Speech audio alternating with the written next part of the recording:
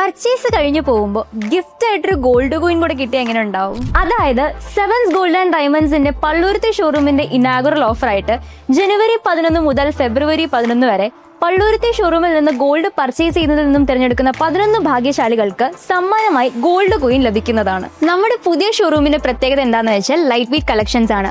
Gold rate ഒരുപാട് ഉയർന്നു നിൽക്കുന്ന സാഹചര്യത്തിൽ നമുക്ക് വാങ്ങിക്കാൻ പറ്റിയ ബെസ്റ്റ് ഓപ്ഷനാണ് light weight jewellery. Light weight ജ്വല്ലറിയുടെ ഒരുപാട് കളക്ഷൻ നമ്മുടെ സെവൻസ് ഗോൾഡ് ആൻഡ് ഡയമണ്ട്സിൽ അവൈലബിൾ ആണ്. അതുകൂടാതെ നിങ്ങളുടെ കയ്യിലുള്ള പഴയ ആഭരണങ്ങൾ അന്നത്തെ ഗോൾഡ് റേറ്റിൽ എക്സ്ചേഞ്ച് ചെയ്ത് പുതിയ ആഭരണങ്ങൾ വാങ്ങിക്കാവുന്നതാണ്. അപ്പോൾ മറക്കണ്ട, Sevens gold and Diamonds Palluruthy. പെരുമ്പടപ്പിൽ വിശ്വ ഹിന്ദു പരിഷത്തിന്റെ ആഭിമുഖ്യത്തിൽ സായാഹ്ന ധർണ സംഘടിപ്പിച്ചു. വിശ്വ ഹിന്ദു പരിഷത്ത് പള്ളുരുത്തി പ്രകടന്റെ ആഭിമുഖ്യത്തിൽ ശബരിമല സ്വർണ്ണക്കൊള്ള CBI അന്വേഷിക്കണമെന്ന് ആവശ്യപ്പെട്ടുകൊണ്ട് പെരുമ്പടപ്പിൽ സായാഹ്ന ധർണ നടത്തി. വിശ്വ ഹിന്ദു പ്രസിഡന്റ് KK സത്യപാലൻ സ്വാഗതം പറഞ്ഞു. പ്രശസ്ത പരിസ്ഥിതി പ്രവർത്തകൻ അജാമളൻ ധർണ ഉദ്ഘാടനം ചെയ്തു. ഞാൻ 27 കൊല്ലം ശബരിമലക്ക് പോയി. അതിനുശേഷം പിണറായി വിജയൻ അധികാരത്തിൽ വന്നതിന് ശേഷം ശബരിമലയിലേക്ക് കടന്നിട്ടില്ല. കാരണം വിശ്വാസമില്ലാത്തവനാണ് ഭഗവാനെ അല്ലെങ്കിൽ ആ ക്ഷേത്രങ്ങളെ ഭരിക്കുവാനായിട്ട് കയറിയിരിക്കുന്നത്. അപ്പൊ നമുക്കറിയാം, വിശ്വാസമില്ലാത്ത ഒരുത്തൻ ഒരു കാര്യത്തിന് വേണ്ടി പോയി കഴിഞ്ഞിട്ടുണ്ടെങ്കിൽ അവിടെ കളവ് മാത്രമേ ഉണ്ടാവുള്ളൂ. കമ്മ്യൂണിസ്റ്റുകാർക്ക് ദൈവമില്ല, അവന് ദൈവമില്ല.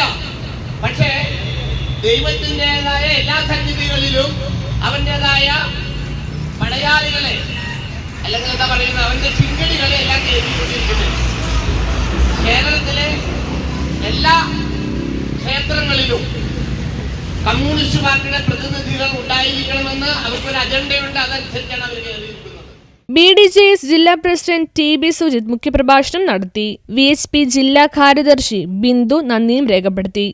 നിലപാടുകൾ സ്വീകരിക്കുന്ന കേരളത്തിലെ സർക്കാരുകൾ, അത് ഭരണപക്ഷമാണെങ്കിലും പ്രതിപക്ഷമാണെങ്കിലും, അവരുടെ ഹിന്ദുവിരുദ്ധ നയങ്ങളിൽ പ്രതിഷേധിച്ചുകൊണ്ട് തന്നെയാണ് വിശ്വ ഹിന്ദു പരിഷത്ത് ഇന്ന് ഈ സായാഹ്നത്തിൽ ഇത്തരത്തിലുള്ള ഒരു സമരപരിപാടിയുമായി രംഗത്തേക്ക് എത്തിയിട്ടുള്ളത്. പ്രിയപ്പെട്ടവരെ, കഴിഞ്ഞ കുറേ നാളുകളായി ഇവിടെ ചർച്ച ചെയ്യപ്പെടുന്ന വിഷയമാണ്.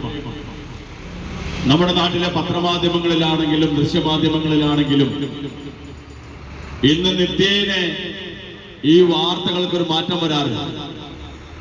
സാധാരണഗതിയിൽ നമ്മുടെ നാട്ടിലെ ഓരോ വാർത്തകൾക്കും അതിന്റെ ആയുസ് 2-3 ദിവസങ്ങൾ മാത്രമാണ്.